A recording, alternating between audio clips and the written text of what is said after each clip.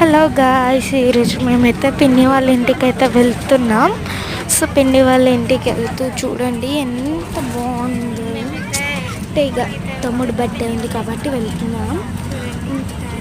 మీరు రాను చూడండి, ఒక మంచి బ్యూటిఫుల్ క్రియేచర్స్ అయితే ఉండే. ఇందాక క్రియేచర్స్ అంటే ఒక స్తంభాలు అయ్యని రావద్ది.